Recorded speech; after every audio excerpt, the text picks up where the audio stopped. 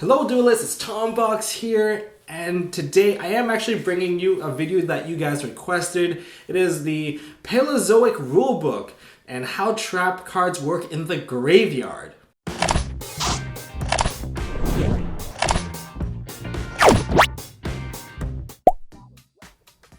Paleozoics in the graveyard, are they mandatory or are they optional?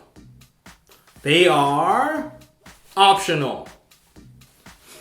Whoa, so Tombox, didn't you say that they were mandatory before? I mean, like, a lot of people did too, and now they actually found the proper resources, and it's just something very simple that we actually all kind of overlooked, and even many of the judges I spoke to also overlooked it. So it's time to clarify all this, and I know you guys compare this card with Light and Darkness Dragon in terms of the wording, because they have very similar wording in terms of when something is activated, do this, and it doesn't state the words you can. And both Paleozoic cards and Light and Darkness Dragons are like this, and that's why people believe that this was a valid comparison. But I'm here telling you that this is actually not a valid comparison for very obvious reasons. Light and Darkness Dragon is a monster, and Paleozoic cards are obviously traps. Ooh, Captain Obvious. That actually matters a lot. Now, trap cards by nature are optional. That's how they work. Like, think about a bottomless trap hole. Just because you have a bottomless trap hole set with the condition that, oh, when blah blah blah is summoned with 1500 attack or more, you don't have to spring it on the very first one. You have the option to activate it. And I believe the same kind of applies to the stuff in the graveyard. The only time that a trap has a mandatory effect is when it has a trigger-like effect. Like cards like Vanity's Emptiness and Lose One Turn. These both have trigger-like effects, and that's why with the moment a card is removed from the field and sent to the graveyard, the Vanity's Emptiness trigger will activate in a new chain, of course. Remember that, it's always a new chain, and then it'll blow up, kind of like a regular trigger effect, because they don't chain on top of stuff. But you might argue that, oh, there are other trap cards in the graveyard that states that you can. However, if you actually think about where the you can is stated, it's stated in the cost part of this. And Paleozoic cards do not have such cost. They only have an activation condition. And most of these conditions is you can banish this card, something, something, something, and then semicolon. So it's a cost base. Whereas Paleozoics only have the condition to worry about, so it only gets the colon.